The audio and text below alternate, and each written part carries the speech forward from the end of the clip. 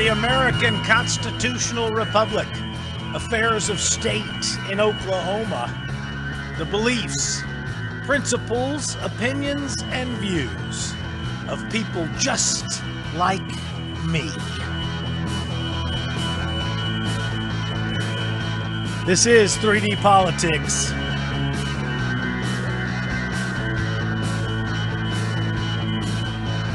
Once again, here we are featuring the amazing creator and curator of solarpolitics.org, David Van.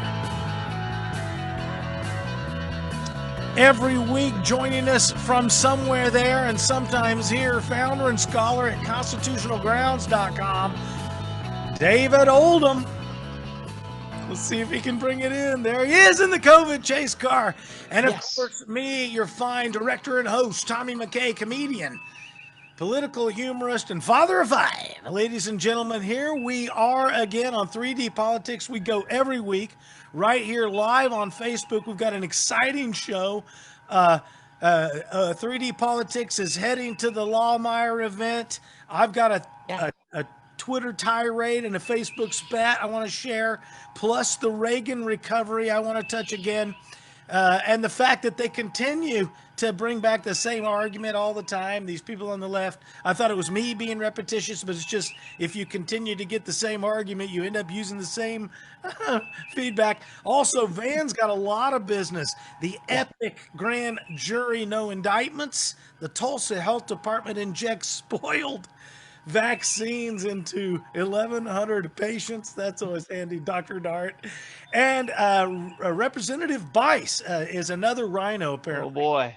And also, Oldham is going to give us the update as he is in the COVID historical chase car. Ladies and gentlemen, before we get going, every week I like to humanize ourselves. What do you got? What makes you human this week? Oldham, go first. Are you human? You got to be human. I got a lamentation. Oh, you know how I'm usually a positive guy, and I'm so just always optimistic. Oh, I got a lamentation this time. Oldham, what do you got? You're human. What'd you do? Don't go into the show. Just tell us how you're human. Well, I am actually sitting in the passenger seat as we are driving to Arkansas for some work that we have over here. And so we're enjoying ourselves. Hey, the Washington County GOP hosted Constitutional Grounds last week. Had a great turnout. They are really active up there. I'm sorry I couldn't be here last week, but we had a great time. So, how's the weather out there? Pretty good. So, Van, tell us before you go. I'm excited. As you know, I've kind of. Hold on. Oldham is he's like Elon Musk. The guy, I think it's either alien or half robot, one or the other. Okay. Or both. He may be half alien, half robot. We don't know. We're not sure. Human. That's why I press him every week. I'm awful tired if I'm a robot. All right, Van, what did you do that was human before we launch in the show? Well, as a number of people know, I kind of serve as an associate producer, Tom, helping you out from time to time. I went ahead and contracted with a crack legal team that, just like our good friend Mark Zuckerberg has his fact checkers, we've got our research crack crew, and we now have a fact checking department. Especially appreciate the services of DT. And here's how he sounds when he's all fake news. It's phony stuff. It didn't happen. So get ready for GT. So if I say something, let's say I say something that's wrong, like GT buying him is a good Republican. The news is fake. That ought to work. It was false and fake and never happened. So you know what happened to me. We've got. Go ahead. so we've got our fact-checking team. Take that, Mark Zuckerberg. Yeah, we will fact-check you out the wazoo. So, you're not going to believe what happened to me. Yeah. So as you know, a couple of weeks back, I came out with I published my scientific article about Tyrannosaurus rexes born per year, where I prove out with mathematical formula how it is that 1/3000th of a T-Rex is born every year, Well, I submitted that to the Royal Academy of Sciences. They basically panned me. They panned the whole thing. It's almost, I got very little response. One guy said, it's as if though Mckay has no accreditation from any university anywhere in any of the natural sciences. So I was just destroyed. But anyway, I'm going to keep going. I'm going to keep going anyway. I'm unstopped. Now, next month, we're going to, everybody should be able to share, and I'm going to right now. Here's the big news for me. And that is, we're going to we have landed the press passes to go to OKC Freedom Rally with the featured speakers, General Michael Flynn and Jackson Lohmeyer. Look at these other speakers here, gentlemen. This is on June 26th. But look at this. Nick Vujicic, Pastor Sharon Dougherty, Dr. Willie Montague, who's been on our show, Jaron Jackson, we know who he is, Dr. Lee Merritt, Daniel Navejas, Pastor Leon Benjamin, Pastor Craig Hagan, Dan Fisher, John Bennett, who's also been on the show, Abe Cruz, Claire Lopez, Dr. Cordy Williams, Jesse Rogers, Dr. Mark Sherwood. That's pretty good for a cold read. Tickets can be had and get there. Hosted by Clay Clark. It's there at the Embassy Suites Conference, 2501 Conference Drive, Norman, Oklahoma, 73069. If you want tickets, RSVP at jacksonlawmeyer.com. Visit www.jacksonlawmeyer.com. But there it is, ladies and gentlemen, June 26th, and the 3D Politics boys are going to be there. So that's going to be exciting. Now, the other thing I want to get to before we move on and get to the epic grand jury information, I have to get this off my chest. There is a thing that happened on Twitter. It's a Twitter tirade, and so I'm going to share it with you. So notice here, look at this. Yeah, this is how it gets. So look at it here. Flip-flops anyone is what I retweeted, because here it is that James Langford is retweeting this idea of miss me yet. So James Langford rushes out of the woodwork to suddenly get some press when he knows he's in trouble. Yeah. Right. Also, Yahoo News, they come out with a thing about an army of 16-year-olds takes on the Democrats, this young progressives. One of the things that I'll continue to rail against on the show is progressives. They're just authoritarian tyrants. There's no deal that can be made with a progressive. They are liars by definition. The minute you make a deal with them, they continue to burn the community with their corrosive attacks on any issue they can devour. Always the ends justifies the means. Now look at this. Mayor G.T. Bynum is going to give an update on the ransomware attack, which Oldham taught us how ridiculous that was. But so my question is, why is he still wearing a mask? Is it his health or is it his messaging? So it leads me to my riddle. How does a rhino blow a dog whistle? Answer: through a mask. Kaboom. Now, did you hear about this one? What do you think? KTUL asked about LGBT Legos. Did you see that? Anybody? Yeah. Did you see that? Ahead of Pride Month, Lego announces their first LBGT set.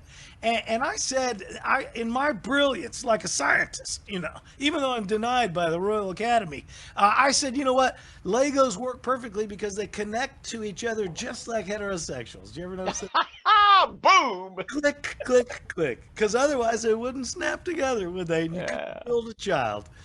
And you notice I got math there. Taco, hot dog, Lego method. Donut, bone, Lego method. 2 tacos, 2 hot dogs, 2 donuts, 2 bones. That is the anti-Lego method. This is science, guys. Now, here we go. Oh, poor Annalise. Now, Tulsa World, which I've got an ongoing, Tulsa World, Annalise M. Bruner had no knowledge of the Tulsa Race Massacre. On and on about how bad it is. I says, behold the failure of the federally funded public school education. If we don't know about the Tulsa Race Massacre, which is a horrible idea if you're going to do, you know, tourism. Massacre is the worst thing. I ran a restaurant one time and they said, on here, we're going to call this dump cake. And I said, call it anything but dump cake. I'm not putting that on the menu. And they said, well, they'll know it's dump cake. I don't care if they know it's dump cake. We're not putting dump cake on the menu because it's not appealing. If you want people to come to Tulsa, don't call it massacre. Yeah, is that as akin to slop pail? Might as well be. But the point is here, they all cry about, we don't know anything about the Tulsa Massacre. Why? Because Woodrow Wilson's public schools, where he segregated it and glorified the KKK, and yet still the Democrats worship their government. Oh, and then get this, for the big rise, and remember, Stacey Abrams. Here is a big opportunity to do a great thing for Tulsa. And what do? They bring Stacey Abrams. Could there be anybody less qualified to say anything about anything besides Joe Biden? And what was my response? Oops. That's the Twitter tirade. Now, I'm almost done. You know, you think I'm done, but then I'm not, because I'm also going to share with you that was the Stacey Abrams thing that brought us to the concept of the CRT, right? Critical race theory. Yep. Now, the Tulsa World opinion, and Peggy, hello, I wish you were here listening. History cannot be taught if mistakes or despicable events of the past are not included, said Tahlequah resident Robert Bob McQuitty. Now, I read Bob's article, and I won't bore you with it. He talks about the letter, his letter says that House Bill 1775 will block free speech in the classroom. And of course, I made a comment, and I said, a swing and a miss from Bob, referring to his article. Psychological concepts like racism and whether thought may be inherent or either consciously or unconsciously is not history, because he gets into his article about the philosophy of racism, claiming that somehow we're denying history, but he's talking psychology, which isn't history. And Bob says here's what we're up against, guys. Bob says many males have discriminated against females, okay? And I say that many males have also not discriminated against females. Now it's 1-to-1. Now what do we do? This is like as much science as my T-Rex article. Okay, so here he is. In his article, he suggests that we're all racist, and he just simply knows it because he's so brilliant. And my answer to him is the projection of sexist onto others will not atone for your sin of sexism.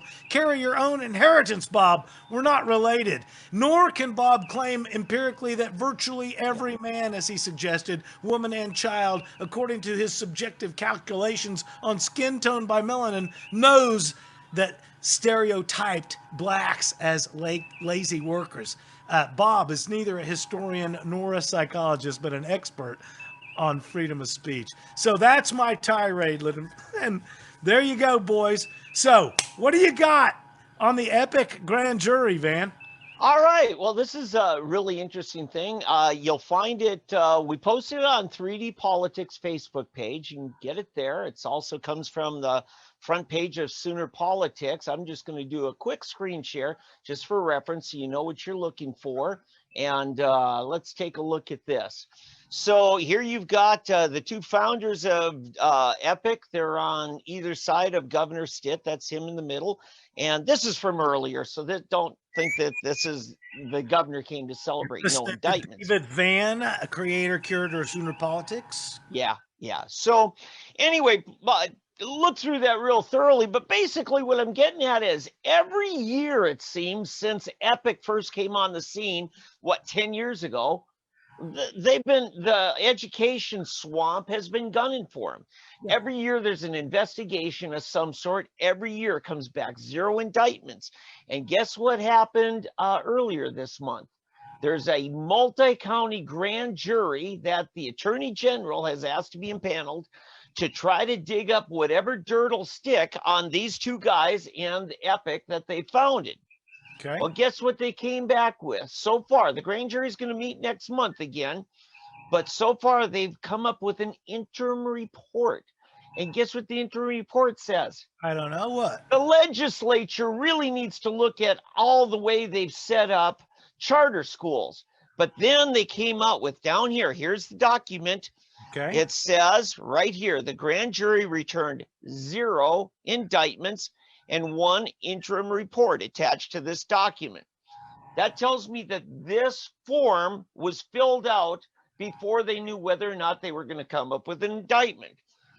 What I'm saying here is, and I don't know which prosecutor was selected by the Attorney General to run this grand jury, but I think the effort here was to turn a grand jury into a bunch of lobbyists lobbying the legislature to change the charter school rules to something that the swamp is going to be more agreeable to. And by the swamp, I mean the Department of Education, Joy Hoffmeister, superintendent. Nice job, Van. Yeah, Way so to call names. it's a great article. It's more the same crap, the same throwing mud. They haven't gotten anywhere. And I think it's just a good review of what's gone on for the last 9 years. And literally, I said here in the last section, is the legislature the one being indicted by this grand jury? Because if you read the article, that's basically the people that they're gunning for. So we'll see what happens next month. But they met earlier this month, and then they're just going to come back a month later. These are average citizens selected to serve on a grand jury. What do you think, Oldham? Well, I think you've got something there. The problem here in Oklahoma is we don't have regular grand juries seated at all times. Right. In California, we had grand juries that served a 1 or 2 year stint, and they were always available to look into malfeasance and things like this. But what we've seen time and time and time again is prosecutors come in and try to take a grand jury a direction they want to go. And it's the whole thing, you can get the grand jury to indict a ham sandwich, Well, or free Hitler. let me add something to that. Because, mutual friend of ours, Gary Richardson here in Tulsa, and Bill Price, who was another federal prosecutor for Ronald Reagan's Justice Department, when they prosecuted all those county commissioners in Oklahoma, I think they sent like 73 county commissioners to prison in Oklahoma back in the 80s. We didn't have something referred to as a multi-county grand jury. It's a very specialized grand jury that we've only created by statute about 30 years or 25 years ago. Actually, it was Frank Keating, who was our third Reagan prosecutor, along with those other 2 names I gave you. So this is a very unique thing. You don't get a multi-county grand jury very often. This is only the 13th. Yeah, this is like the 13th that we've had in 25 years. And is it because it's multi-county is what makes it unique? Exactly. If a crime became a clear multi-county issue, to have to go prosecute, okay, what happened in this county? Now, what happened in this county? You can't get the full scope and make the clearest picture for a jury to truly understand the scope. Okay, so tie us back into the epic grand jury story and how the monopoly that government has on education is being continued assault against Epic. Right. And as you know, the first part of the story, I get into how a grand jury can be very much an abuse of a citizen's right, because an indictment is just a one-sided process of, hey, let's throw enough mud up and don't let the accused come in here and answer, or even let him know that he's being investigated. And if a one-sided deal, it's only the prosecution, not the defense counsel. If they can make enough case, then they can just smear somebody publicly. And as you know, one guy said with the Bush 41, he said, where does a man go to get his honor back when he's been smeared like this? Well, remember, all they did was seat the grand jury and start looking into it, and they were being smeared as though they were guilty. I mean, how many people have come up to me or you guys and said, what's up with Epic? They're in all sorts of hot water, blah, blah, blah. Right. I mean, no, the one in hot water is there, and then it turns out there's not. Right. The fact that Joy Hoffmeister and Deborah Gist and apparently the state board is fighting against an organization that tries to teach children. There's real problem there. Yeah. Okay? Because really, when you read all the articles about what the argument is, they're not saying, well, they're teaching the children the wrong stuff, like critical race theory. And they're not saying, well, they don't know how to teach children. And then what they say is, we want the money. We want the money. They can't have the money. They want their greedy little paws on the money so they can ill spend it. And the way they want to get their paws on it is by claiming somebody else will ill spend it. The fraud in the cafeteria, man. Congressman Ron Paul had a plaque on his desk in Washington, D.C., and it says, "Don't steal. The government hates competition." Yeah, boom. Yeah. And that's exactly what we've got going on here. Yeah. You've got one group wanting to continue to get away. Quite frankly, the entire school funding model. Now, you guys know where I stand on tax-funded public schooling. You like seances and Ouija boards. That's what I remember. So, but the thing is that quite frankly, the public schools are raking it to we the taxpayers because they get to get paid for 3 years based on a student's attendance for part of 1 year. Yeah. And so, there's double, triple, quadruple billing potential. You ever heard of a ghost student, right? You know what you've heard yeah. Now, I must say the legislature did take some corrective action this year. They dropped it down to what's the attendance last year or is this year higher? So they didn't totally fix it, but they have improved on it over, the outrageousness. Now, I do want to say to Oldham's, other point on it, if you are asked to serve on a grand jury, my fellow Oklahomans, you need to understand you have a very special role to play in protecting civil rights as well as making sure that any victim gets proper, recompense, gets protection. So yes, if a crime happened, you got to make sure that we do our best to, as a society, respond to that. But here's the thing. Somebody once said to me, America has the best justice system that a defendant can afford. And if you can't afford it, you get screwed. There's just no other way for me to put it. Speaking of screwed, and that's part of the reason that I was going to say, Epic is under attack by Deborah Gist and Joy Hoffmeister, etc.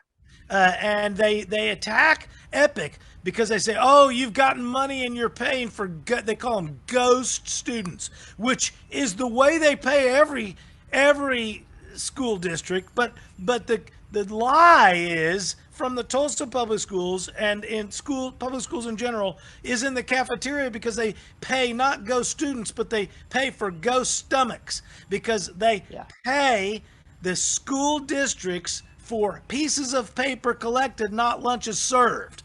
Okay, you can't even enroll in the school till you enroll in the free lunch program. Sure. And get denied your ability to get free lunch. So there's a scam in the free lunch program, and as long as we continue to pretend that the lunch lady is a educator and pre-K is education, we're going to be screwed. Yeah. Oldham, go ahead. Right. Hey guys, let me get. I was going to say you're absolutely right. I've talked to teachers who don't believe that that's actually what's going on in their own school. It's like, wake up. What land do you live on? I've talked to numerous kids who tell me that's exactly what is happening.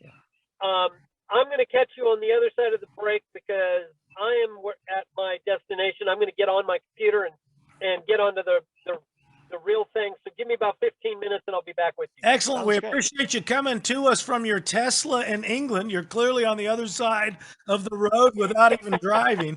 That's pretty good stuff, Lori. Al Oldham. And so, Van, that's some great information about the Epic grand jury with no indictments. So there has been the grand jury. Yeah. And well, yeah, and they're not done. They are going to come back next month on this, so we don't know where it's going from here. But so far, it's a strikeout every time they've come up to bat to try to club Epic into just destruction. You know, the thing that amazes me is there's clearly a monopoly in education. The federal and state governments have a monopoly. You're in trouble if you don't send your kids Right. to their school, or you can easily be turned in Yeah. if you don't. And so it's amazing how many people are starting to see the trouble with the public schools, and also how many people continue to send their children to the public schools when it's clearly the Leviathan. Yeah. It's a horrible system. Hey, Tom, before the break, I wanted to share a little story happened to me this afternoon. I was in Oklahoma City, and just after a meeting at the with some fellow Republicans, I just decided to go out to lunch with a couple of buddies, and talking to the manager. Most of the restaurants along Lincoln Boulevard have no indoor dining. This is They an said OPC. Yeah, you're right. So we can't find enough people to work. And, the fellow there said, look, it's a tight margin. I try to, keep my labor costs down to about $10 an hour for somebody starting out. Okay. And he said, I just can't hardly find help. Right. And so, I talked to him. I said, Governor Stitt just canceled that $300 bonus for unemployment because there's so many jobs being not filled. It's just not right that we're paying this crazy lump sum because people are making $17 an hour on unemployment. Right. But if they go take a job like this, it's only 10. Well, here's what the governor said. He says, I'm cutting this off. He says, but I'm going to turn around and give a $1,200 bonus to any of you folks on unemployment. If you go back to work and keep a job for 6 weeks, the state will cut you a check for $1,200. And he said, you know what? We're money ahead if we do this. Okay. Right. And so I'm talking to this restaurant manager and I said, you know what? Put a sign out there, help wanted, $1,200 bonus, And Right. he's like, really? Bonus, right. And I said, yeah. And he said, the governor's mansion is on the street. He says, governor comes in here probably once every week or two. Wow. I said, yeah, ask him about it. And so I'm going to say this to employers. You need help, put a sign out there, $1,200 bonus for joining their team and staying on it 6 weeks. Payable by the state. Right. And unfortunately, the public schools, which I lament every week, they have so poorly educated the general population about how taxation works. It's a normal concept for a young person that is uneducated in economics to think, well, if you need more tax revenue, you raise tax rates. And what we all argued for years and years before the 1980s was until Reagan came along, and then we all proved because Reagan proved overall. I got an article. We're not going to have time to get into it tonight, but it's the Reagan Recovery article. I just posted it on my verbalviking.com. And, people still haven't, want to go into more, just do a search called The Laffer Curve by Art Laffer. Okay. And he's the young economist, brilliant mind that shows there's a sweet spot. You tax one more penny over that and your revenues go down. You're listening to the creator and curator of SoonerPolitics.org, David Vann, along with Tommy Mckay, your fine director and host, right here, comedian and political humorist with 3D Politics every week, right here on Facebook Live. David Oldham is taking a short break. He is, of course, the founder and scholar at constitutionalgrounds.com. He is on the road and found himself to the destination, so he'll be joining us after the hard break. I want to also throw out real quickly as we close this session out, thanks to Philip Sotelo from last week from joining us.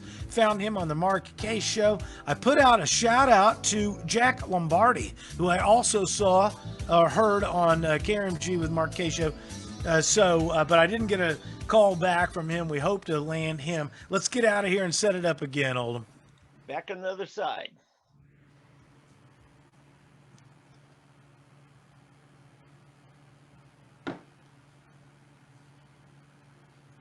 Trust me.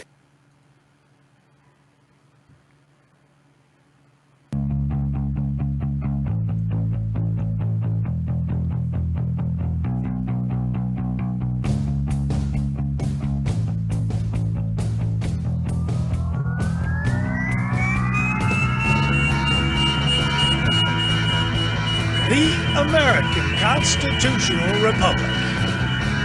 Affairs of state in Oklahoma. The beliefs, principles, opinions, and views of people just like me. This is 3D Politics.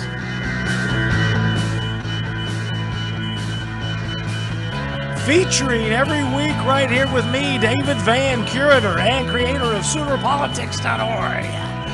That's right, he's an expert on Oklahoma state government. And me, of course, your director and host, Tommy Mckay, comedian, political humorist, father of 5, and former mayoral candidate. David Oldham will be joining us shortly. I'm sure we'll see him here back as we come back after the break. Now, we're going to have to move forward regardless. Tulsa Health Department, Van is going to talk about, as you know, I'm a big fan of the masked bandit, Dr. Dart, because I never voted for him, and yet he controlled my life for nearly a year. Yes. I would have rather taken orders from G.T. Bynum's wife than Dr. Dart.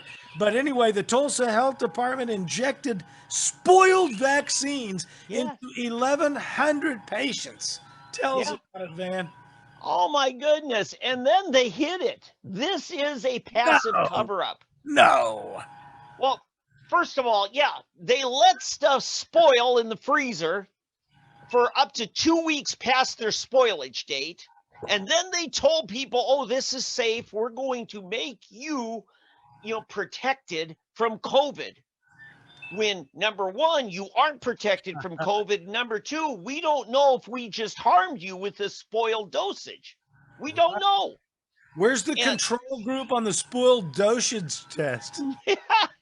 Well, and get this. They're going around or trying to find these people and say, come on in and get maybe a third booster shot, because if the spoiled dose was their second one, and by the way, we don't know how many more else are spoiled. We just know that they know of 1,250 people. And then they said, but if you're pregnant, we can't help you. You are unprotected because we're not going to take the risk of giving you a third shot while you're pregnant. This is amazingly ironic, especially when you're dealing with the health department. And I come from the restaurant background. Yeah. And the idea of an expiration date is holy. I mean, WHO, it is holy. Yeah. And so when Dr. Dart allows the Tulsa Health Department to go to serve formula that's past its expiration date or spoiled, that's an egregious crime. So what I want to say here is, now I heard about it kind of through the grapevine, and so I go to the county website, and guess what? There's no mention on the website. So I scroll all the way down to the footer of the page, and in tiny mice type, it says there, press room. So I click on that. Nothing in the press room. Okay, you'd think they would want the help of the media to get the message out for people to get on over here and get protected. Okay, yeah. And then I see a button on there that says media releases. So I click on that and thinking, okay, I'm going to get this. Warning, get on over here. No. You know what it says? Tulsa Health Department corrects cold chain protocol. What is a cold chain protocol? Yeah, that tells you how long you can let something sit before it goes bad. Oh. Because my understanding is it comes to them in an incredibly tight storage conditions, and there's certain mixtures, and then it only has a limited time that it's effective, and it'll stay a little longer effective if you have it in ultra cold storage. Right. So, but they left it in storage way longer, and then still gave it to people, not knowing if it's safe, right? So And then you had they're hiding it. Yeah, if you had a loaf of bread that you were running a restaurant and serving, and then you let it get molded and spoiled, and then you served it, even though it came to you with tight restrictions, you would get a ticket and fined and closed down. You'd be shut down. Yeah, not just Dr. Dart would shut down your business. That's right. Not just the food handling places, but any hospital or any clinic in town. If it was a That's corporate, right. Yeah, but when it's them, they don't even have to tell us openly. They can just say, "Oh, by the way, we updated our protocols." Not telling you, we need your help. We got to get these people in here because they think they're protected and they're not. See, Dr. Dart is what validates in some people's mind critical race theory. Yeah, and by the way, he's not a physician, folks. He's not. He's got a doctor in administrative skills. Take it from me, a guy who was rejected by the Royal Academy of Sciences. Dr. Dart is no doctor. I'm sorry. He's not even an LPN, okay? He's just, I'm sorry. He's not even a nurse's aide, okay? I wouldn't take a shot of whiskey from that doctor. Yeah, and so he's doing this, and you know what? The media isn't even acting like they're one bit concerned. Where's the outrage, folks? Man, well, I'm going to act like you do with Oldham. What do you mean when you say media? I'm talking about the corporate commercial media interests. Local, national, what are you talking about? Right, yeah. I mean, now, everybody? Yeah. Here's what happened. I got this off of Channel 2, NBC News. I found it again on Tulsa World. I think Channel 8 had it, but they ran it under the headline that the health department wanted, that they corrected their protocols. Not that, get your butt in here, you're not covered, you're not safe, according to even our definitions. Right, of what they're spinning even the medical science news.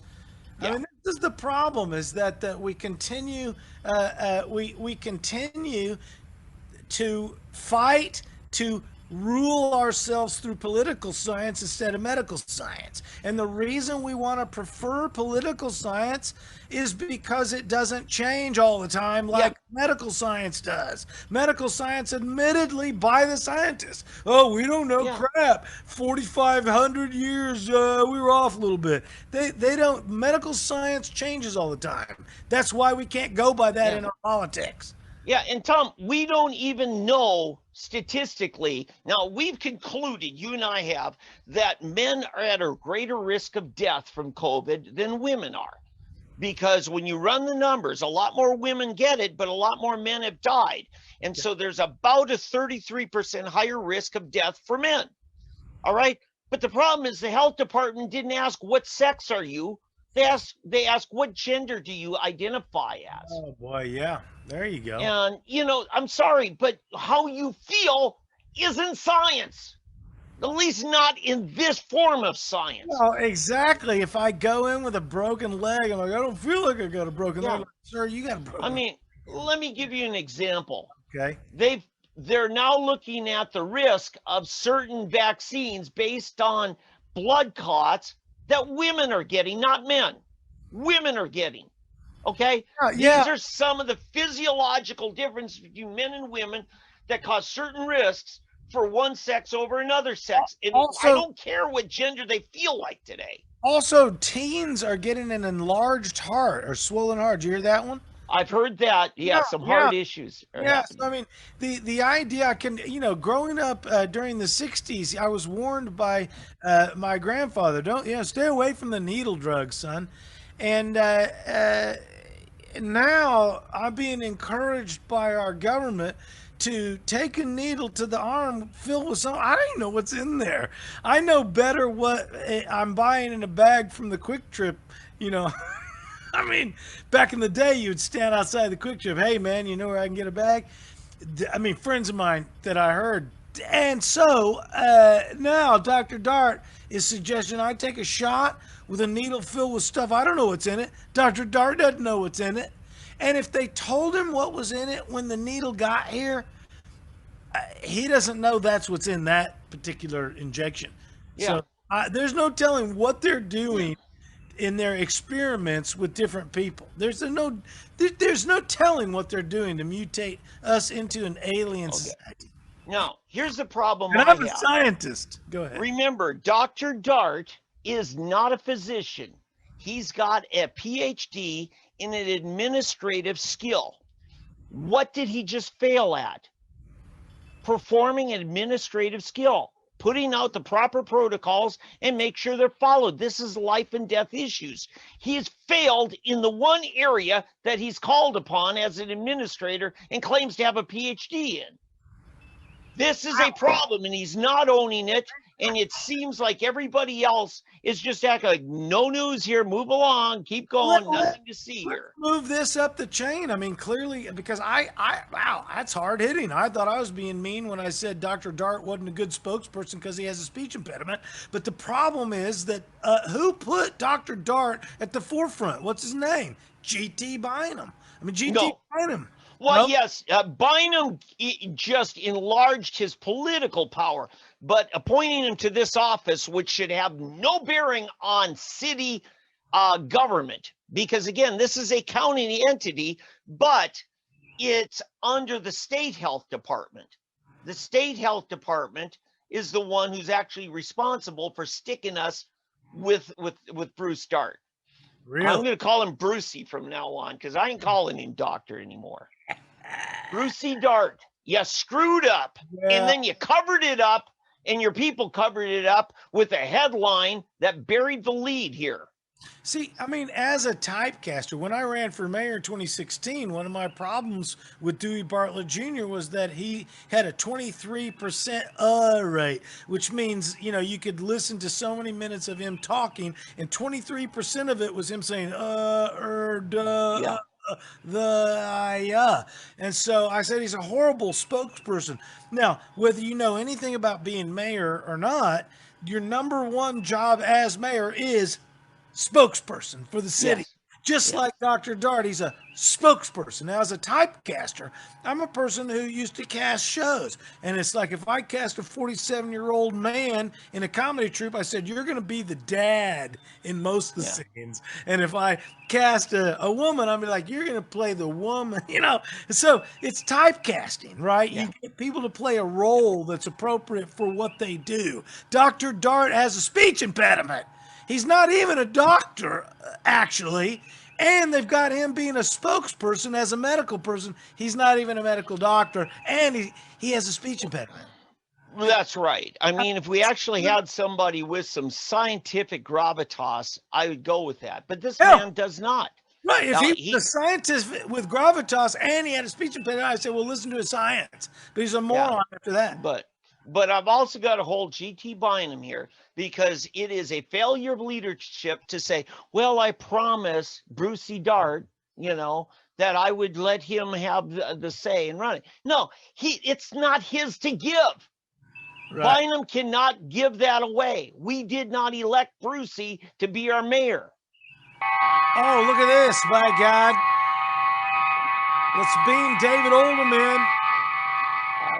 There he is. He's got himself. David Oldham is now connecting to audio. Nice job. Oldham is beamed onto the set. Nice job, Oldham. Wow, he's found. Finally. Fine. No, it's fine. We were riveted by what we were saying. Yeah. We were talking about Brucey Dart. Bruce Dart. I wonder. Mister, I'm going to tell you what you're going to put in your body. So you guys are listening once again every week to me, your fine director and host, Tommy Mckay, comedian and political humorist, here on 3D Politics every week on Facebook Live, along with just joining us once again, David Oldham on the road, founder and scholar at constitutionalgrounds.com, political leader, educational speaker. Also, every week, David Vann, the man with the plan, creator and curator of Soonerpolitics.org, expert on Oklahoma state government. We have been learning that tonight. And me, scientist like Dr. Dart on T-Rexes, 3/1000ths of a T-Rex born every year, according to my scientific calculations. So, all right, Oldham, it's glad to have you back. So, good to be here. We cruised past the epic grand jury. That is how it is. There's a monopoly on education by the state and nationals, but there's no indictments against Epic yet. Epic charter schools. Tulsa, I said it right the first time. Tulsa Health Department, PhD Dr. Dart helped everybody get injected by spoiled vaccines, and we covered that, but you missed it. I missed it. That is an awesome story. I'm proud of that story. How many did you used to do needle drugs back in the day, like all the other companies? No, actually, Scared Straight, or what was the program? Oh, yeah, Scared Straight. When I was a kindergartner, scared me away from ever using drugs because I was afraid I was going to have an acid trip and never come off it. You know? Yeah, I thought I was a kid, and they had me believing that that's the way it worked. Well, I heard that Scared Straight was where they have drag queens come in and warn you of the vestiges of homosexual sex. I said, be hetero like a Lego. That's what I thought they said. Oh, I was told that marijuana would make you sexually promiscuous.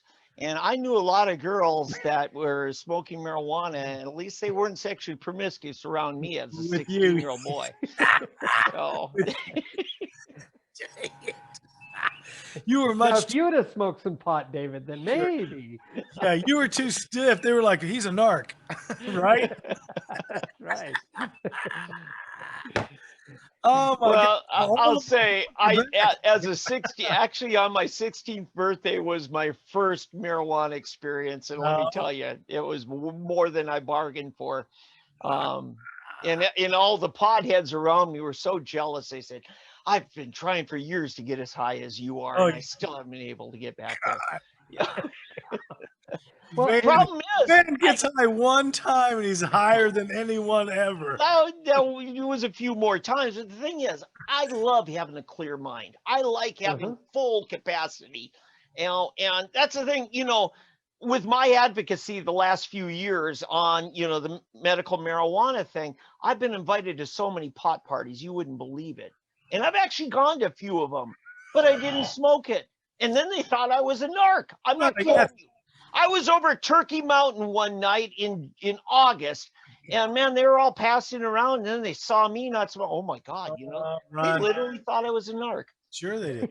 Yeah. So, therefore, that must mean your Facebook group is just to catch them out. Yeah. So, but here's the thing. It wouldn't be a problem if our Constitution was being upheld, because they would be regulating actual, improper behavior and not rightful liberty. Yeah. That's the issue. Yeah, one time I was smoking pot with lesbians at a pagan party, and I got kicked out for being too conservative. I mean, how weird is that? Yeah. I mean, what are you going to I do? thought you were supposed to be more inclusive when you're smoking pot. Especially if you're a pagan lesbian. You'd be like, well, let Tom have it. Well, no, they're not really, amenable to people who aren't also pagan. No. They kicked him out because he ate all the pizza. Well, there's that too. And the Probably. Cheetos. I kept telling him, you're not rolling that joint right. You're not rolling that right. That's not right. Now, there's a little bit of news on that, by the way. Way too skinny and way too long, or enough. I might as well throw out some news headline. Mark Woodward. Back to the show. Yeah. No, Mark Woodward just did a big PR thing showing a pot bust up in Logan County this last weekend. And he's real proud of it and everything. And he said they were operating under the guise of being a medical marijuana licensed grower. The thing is, they caught them actually selling it on the black market. Now, Chip Paul, our good friend, he's been on the show here, you know, and he's like applauding, good for you, good for you. Now, get this. This is why. Because of the way this restrictive licensing is, it was creating a disadvantage for the growers who were following the law. And so this is the problem when the government starts doing. Did it. Hey, let me finish my point. Let me finish my point. Is the government, when it starts down this road of licensing a liberty, the government starts picking winners and losers and creating. It's natural. It has to be that way. Yeah, governments create black markets. Yes, that's the only way they actually happen. Yeah, and Government so creates smugglers. yeah, so you know we're saying yay, you go cops, bust them, all the bootleggers, and instead you could just go the other direction, say, you know what, we're just going to leave this to the free market, because again, on this date 90 years ago, marijuana was fully legal in Oklahoma, and liquor was a federal crime. Mm-hmm. Well, and it was lawfully a federal crime because they actually changed the Constitution. It was stupid, but it was lawful. Oh, a little more history. Prohibition has never been lawful. Yes, and in this was actually before statehood. Carrie Nation actually came to, I think it was Guthrie. I read it last weekend, and debated somebody about liquor. In that very next week, the city council made it, or actually it was the county, the city made it a dry city. This is before statehood. Carrie Nation was very effective in debating. She was, remember, the lady with the hatchet in the Bible, that's Carrie Nation. Right. Yeah, she was very effective, very wicked, but very effective. Yes. So, oh my gosh. So anyway, we beat that story. We got one more story. We got one more story to go. We got about 10 minutes left. But before we finish off the Representative Bice story, Oldham, we've been missing you for the last hour. Tell us what you've been doing. What's going on? How's Nigel? Nigel was awesome. Nigel has been all over the country, but stopped in Tulsa, and we had about 450 people show up to see Nigel, and had a great turnout. He was fabulous. Absolutely. As always, a real friend of liberty, the liberty movement, the conservative movement. He even talked about the problems with their socialist healthcare system in Great Britain in his talk, and how Margaret Thatcher couldn't get rid of it because it was politically ensconced. Yes. And the same kind of thing is true here. The difference is it isn't illegal for the British government to create such a scheme. It is here in the United States for the United States government to create such given our limited government federalism constitution. Well, yes, given the Constitution, it is absolutely illegal. Limited and yet powers that's what of we federal have, government. and we got Obama going around the country saying, "Oh, it's a right to take somebody else's money and use it for yourself." Yes. And so anyway, we've been talking about that. As I mentioned at the top of the show, was in Bartlesville last week, speaking to the Washington County GOP. Great turnout, great response. Yeah, I was with John Bennett today. He told me he was there. Is that right? I did not see him. That is fake news. He could have been there and then left. Yeah. He could have been there early because they had an executive meeting before the general county, kind of entertainment portion. They get everybody together, and they had a fabulous turnout. They had 68 positions, of whom 65 showed up to this meeting. Yeah. Absolutely fabulous. If we could get Tulsa to do that, we'd have 1,000 people show up. Yep. But they had an awesome turnout, and then they had other people show up for later for the general meeting after they did their executive and county committee meeting. Yeah. And so anyway, it was it's been a real busy couple of weeks. We are putting the final touches on our municipal seminar class for elected and non-elected municipal officers. Good. And so we're going to be throwing that here in a couple of weeks.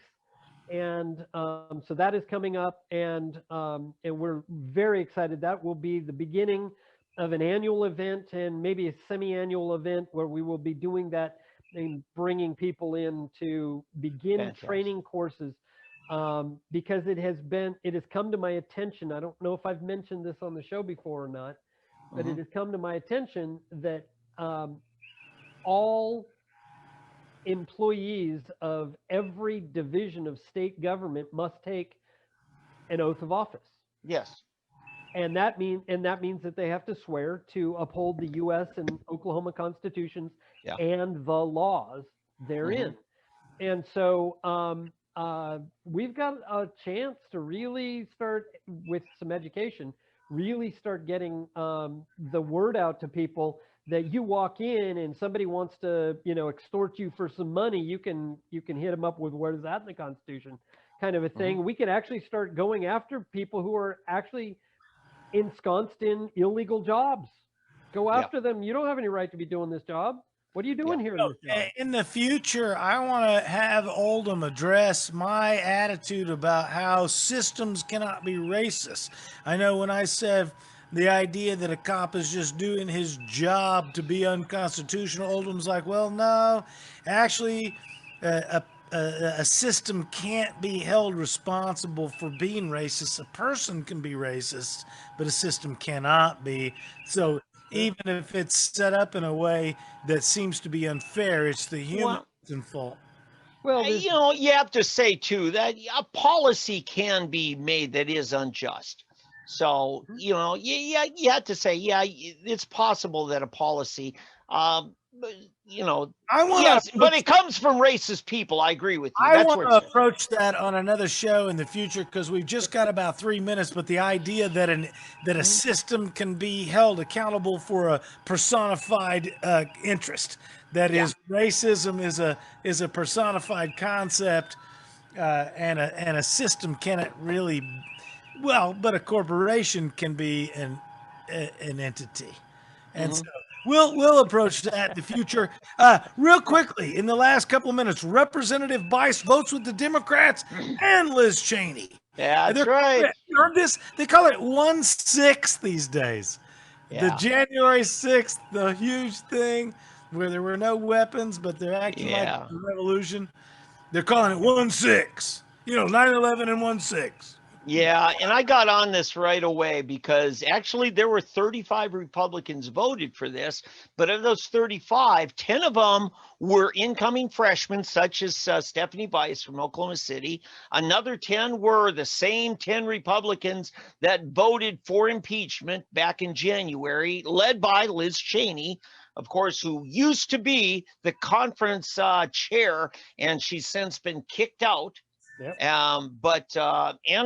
Of course, Stephanie Bice voted to kick her out. All of the Oklahomans, to my understanding. So anyway, and then she came on afterwards on Facebook and said, well, I wanted this answer and this answer and this answer and this answer, and that's why I voted to authorize this commission. Well, the problem is, dear, just because you want something doesn't mean that Pelosi's going to deliver that for you or even wants to. Right. And so this is it seems strange, but she wanted to have a conservative voice on the panel, and so, or it's like, what makes you think that if you vote this in that you're going to get that? I don't know where she was coming from, but I would like to know what our viewers think about this issue, and about her response and what they would expect from her on this, because I'm curious as to where everybody's at on it. I mean, I know what I'm thinking about it, and it would be nice if it wasn't so utterly politicized that they are always on a witch hunt. They would actually do something legitimate. It would be nice. Yeah. Gentlemen, we are closing out the hour here, and that is the story on Bice. Voting on everything. If you guys would like to take yourself out, I think we have knocked down another fine show. Yeah. I just got to say, this is the first time I've been disappointed with Stephanie since she got in. Very good. We hope to see you guys again next week. We're going to take it out now. Thank you guys for being here. David Van, David Oldham, and me, your fine hosts. Take yourselves out. All right. Good Good night. night, everybody. 3D Politics every week right here on Facebook Live.